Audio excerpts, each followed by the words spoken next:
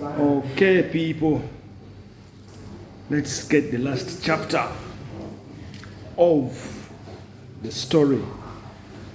I have not always talked about because all I talk about is Bettina. Bettina. Love with Bettina, the campusser and General's daughter. It's a love story, people. True. How did I meet Bettina, by the way?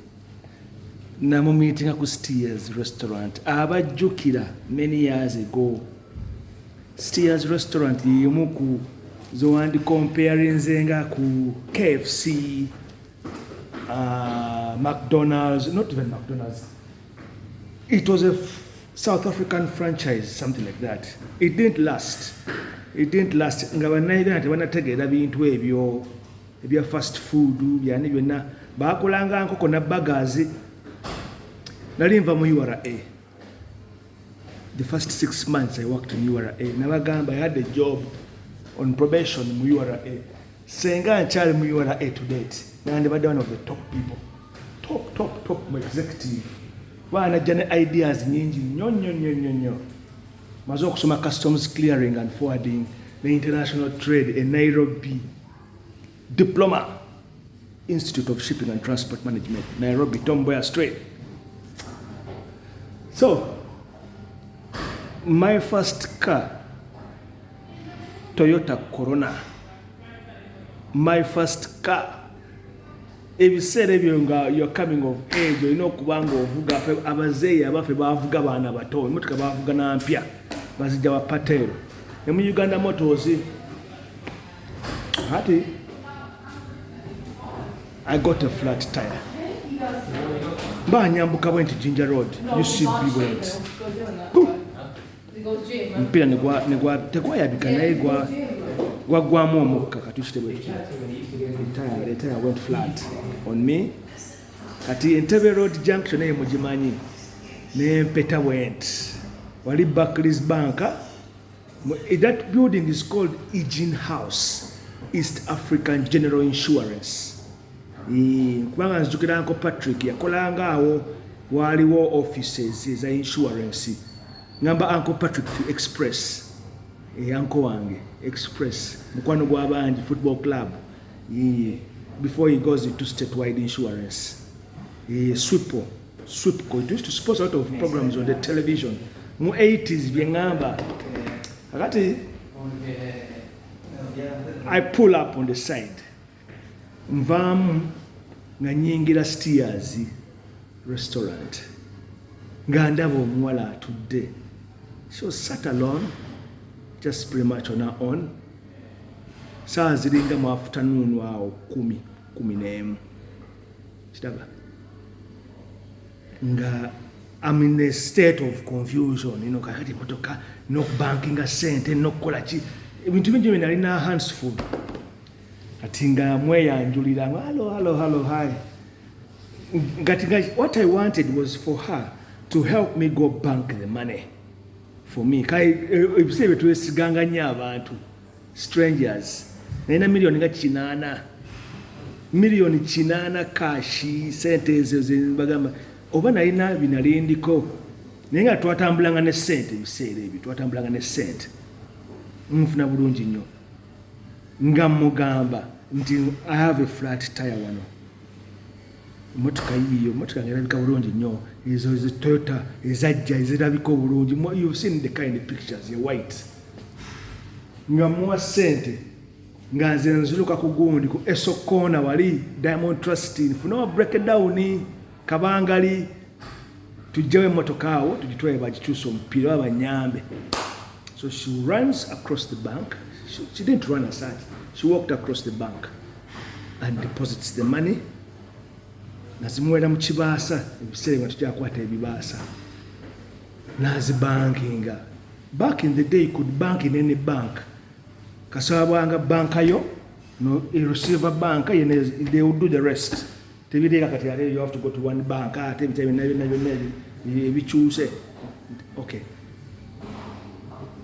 I was so glad she had helped me.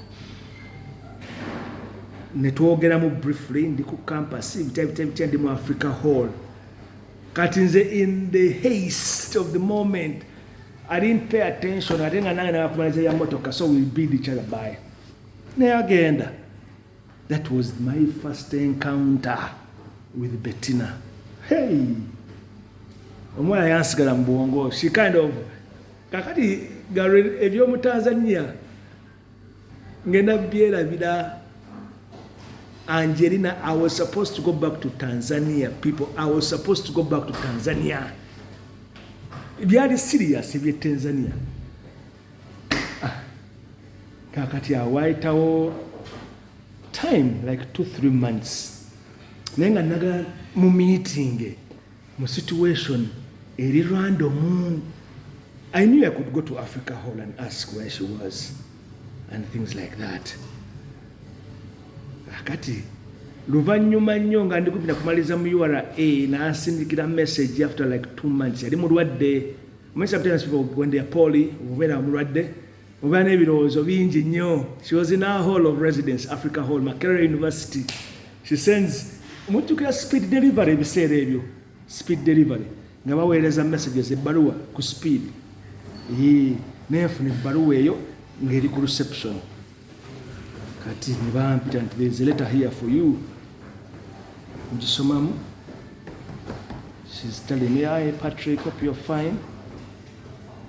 I'm at campus, I've been blah blah blah, and I hope you're good.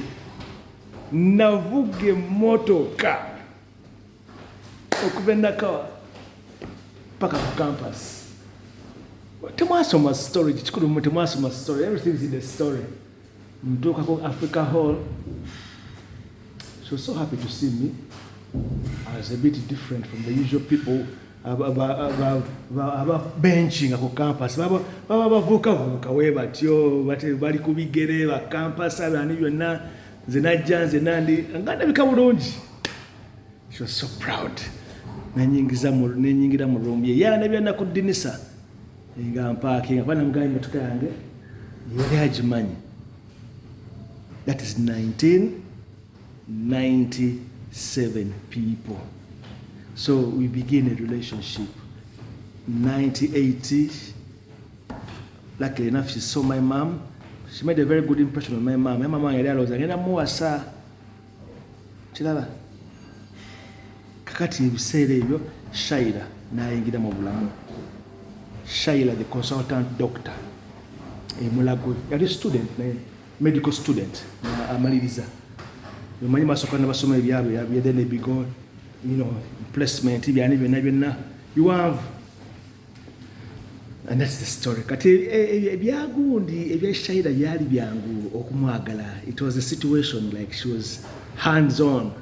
Kubyali bigenda maaso mama wange mulwadde. When she used to come at home, she used to pretty much be the one ngalinga kati girlfriend wange gwe olokati nvudde mu URA nkolera Eastern Uganda tandise Paramount Investments ngaggawadde. So kiba kyangu nnyo. The relationship just from there on. Kati tumutegera jengenda okugwera. Now, along the way, as my business expands, you know how I left URA? Nasanga abazungu mu Capital Pub. Abazungu aba Capital Pub nga bakajja na Uganda ba novice batandika Capital Pub eyo nga ndaba. Twali ku pool table nali nzanye pool e Kenya. Ngenda okudda e Uganda nga baaliwo emmeeza 2-3 na Capital Pub in fact be bazirina. Nentandika ne tournaments yaza Pool Association of Uganda kati ginalaba jeri nze natandika ekintu ekyo. Hey, netuyoka tukola sente nga atanze Paramount. Naye abazungu bannesiga netugenda mu business deal nabo. Ebyuma nga biri mu warehouse babistoringa biri awo. Baye bazina slot machines nyingi bajala kubingira gaming. Ne babimpa ne bitubala percentage awo. And the rest is history. Omanyi omuntu okuwa ekintu atama naye kyakikozesa nze ne ndyoka ndaba where the opportunity was. Then I went to Eastern Uganda, Tororo, Busia, Malaba, Mbale, Iganga, Jinja, yonna nga bwe mulaba network ya betting gye mulimu today.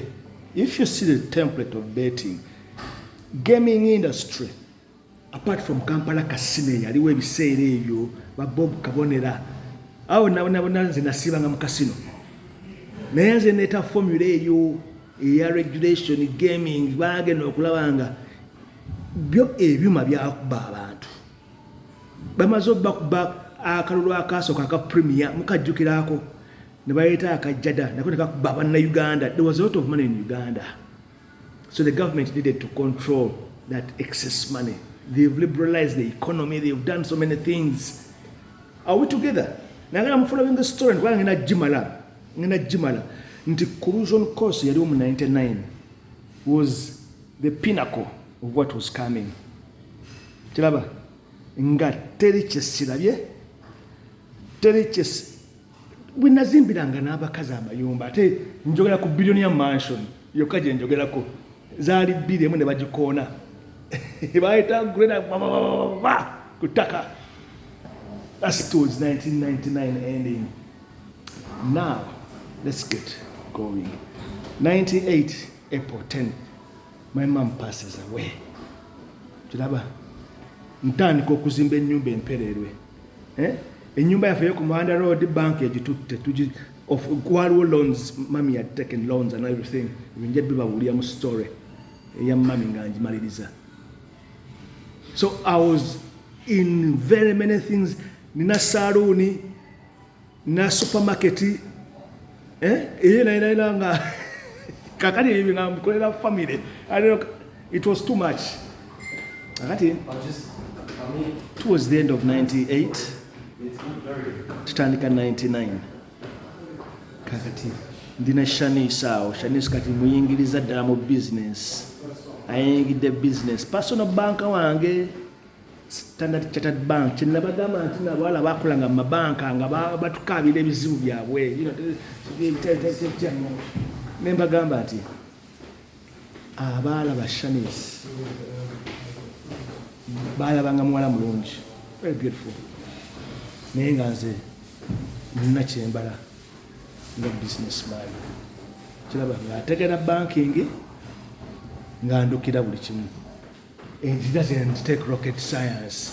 Omuvubuka wa 24 okwagala omuwala wa 22 nfuna bulungi nnyo naye ate kati olwo Bettina yakivuga amaliriza okusoma mu 99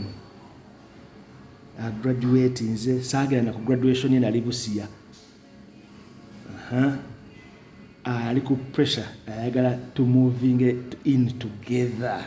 Nemugamba nti nze nja kuzimba ennyumba tekirina buzibu, sente weeziri ng'era tufuna ekifo Entebbe. Sijjaba buli awo ekiri exact naye nga we start building a billionaire mansion house. Eri yali nnyumba nsajja ng'era yakufaanana mu kona eyaffe, but this one was a bit bigger because it had the land. It was on a bigger plot of land, unlike the Muhanda Road house which was on a smaller piece of land. Ng'obulamu butambula bulungi nnyo. Kakati nawe ngenda okukola U-turn ate nzireyo ewa Shaila. Babiri ebya Shaila byali just mumanyi bino mubimanyi ebya casual relationships. Mukazi mumweyagala mukaawo, you have a good time, mubimanyi eri abakazi baba talina strings attached. Tebaddamu ebyo oba nti sijui olina omukazi main woman ate ebinkwatirako kiraba ate oba mubeezaawo sente yekola. Now, so you have the picture of the situation that was prevailing. Chinabagamba nti nalina ba girlfriend basatu ekyo buli omu yali akimanyi. 3 aye nga teri atoma. Kiraba naye kakati 99 ogwo omwaka ebyali bitandise okukyuka byali bingi. Kakati ne pressure ey'okubanga ndi Eastern Uganda business kati nga nzikomyawo zibe mu Central. Narrowing ekintu ekyo nti I'm going to settle down. Munfuna bulungi nnyo. Settling down kitegeeza ki? of course, probably get married and start a life. Now, it wasn't going to happen like that. It wasn't going to happen like that. Nali nchali mwana muto. Ngandabanga. There's a lot. There's a lot still. Nenzigulawo branch nenzire Masaka. Naye nenkola sente. Nenzigulawo ne dipo ya Nile Breweries Orogondi, Obi wange, Sita Kange, Shem. Inawe twegwako. Ye ali mu Nile Breweries, yes. Ngatunda Club Pilsner, yes. Baleta ESB chairman. Nebagama mumunkwase. Mumunkwase mbalage. That's a problem. We worked out our percentages that period. Natunda bie Masaka nga abantu bakera kusimba line bagula crate 10 crate abiri batikulia kulole. Joke with me, man. And you can call us sente. But anyway, let's go forward. That is Afrigo show you. More excitement, yeah, man. Lwachi. Tuyingide excitement eya Y2K nti ensi egenda kuggwayo, computer zigenda kuggwako enamba byani byonna. There was this euphoria going on, and the new dawn was hanging, without an expectation. So the thing is this: nenjagala clearing my table nti I leave everything behind. Bettina afune chayagala. And say, what I know, definitely she knew what was going on in my private life. She knew. Yeah. Tabi far, but I be paying attention.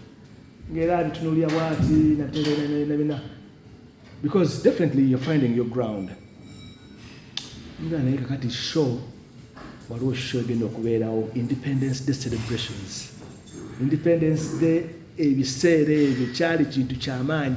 Kwalingako show ngamba exhibition show mu Kampala wonna ne batambuza ebintu sijui ebyo bimasketia yalinga celebration y'amaanyi 9th October. Then of course the highlight of that would be of course Kololo wabeeranga ebya president byonna. Then in the evening ne kigwera ku Sheraton.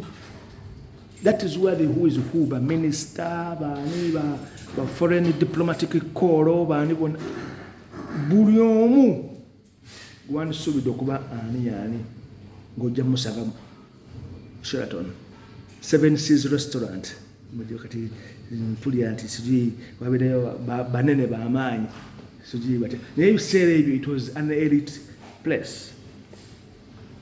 Kegusinze mbaddeko Kenya buli kimu kimanyi. Nabeeranga mu Safari Park, nabeeranga mu Grand Regency Hotel. Mukimanyi Kenya. So there wasn't anything I was not familiar with. Sure, I was supposed to be there alone with Bettina. Kakati ya Osaka swagenda okutandikira. Mufuna bulungi nnyo. Bino ebintu biwanvu. You only get one side of the story. That is the problem. You only see what you don't see. Mugago muto. Nayange naine ebyali binzitoberera nkozesa abantu 200. Paramount Investments, almost 200 people, 10 shops across Uganda. Oina payroll, oina kino. Si byange. Sebyali byangu nnyo.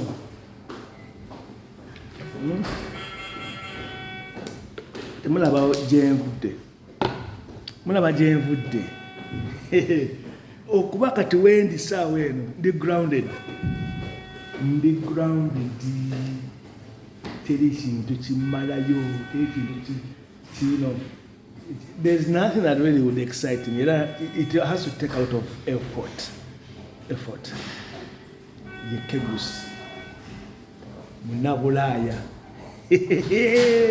Kakati mulinde part 2 yancha.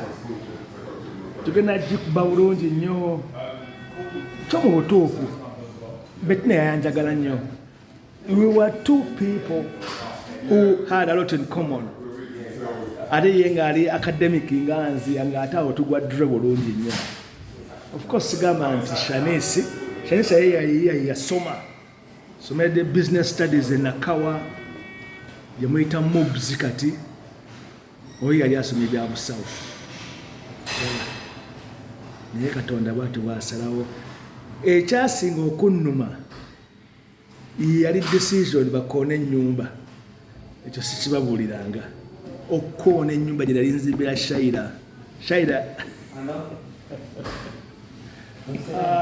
You people. Kati nenesanga nti you can't avenge something, but you always run to where you seek that bit of comfort.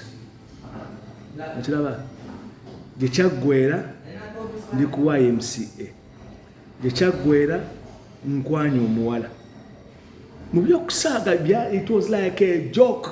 Naye omuwala mulungi mwe mwali mulabika ku bakazi abalungi, ze mbabuulira abakazi abalungi. Tennakuteeka ku nnyonyi kutwala e London nti kiki kyogamba. What is not possible? Ng'olabe mu mmotoka wali Land Cruiser epaakinze. Naye ate nze mbeera nnyo mu kusekaaseka naye nga nti kale leave that with me. We have an invitation ku YMCA. Yesterday tour ekujja e London naye twajjira mu group. Bo bali bansooka okujja e London. Nze nayogerera visa eyo nga group leader. Ennyonyi ntendese ku kisaawe nga waliwo scandal. Hey! N'abanda bakaawo ba obbi bannange Kegusi. Where are you going? Kegusi going to the UK. Kati basobola kikkiriza. I'm just going for a holiday, man. Enda kulya ku ssente nkola nnyo abakazi kalayika gogera na mukazi wo ogenda nga no girlfriend abeera girlfriend. Bettina yagenda okumanya nga ndi ku kisaawe. Bettina nti yajja ku kisaawe nga atayagala ngende, so bibeerawo naye nzija. The rest is history. So that changes the direction. Nja kumbuuza nti ebyuma byalagawo, ebyuma nabyo everything was offloaded. Emitwalo 10 egya $, 100,000 USD. Mwaye muzikutteko. Ani yali azikutteko nga ziri awo cash nga aziraba. Nenziteeka mu kusoma. Nenzija nensoma. And that was I think I had burnt my candle both ends. All right, kakati, tomorrow we have part 2.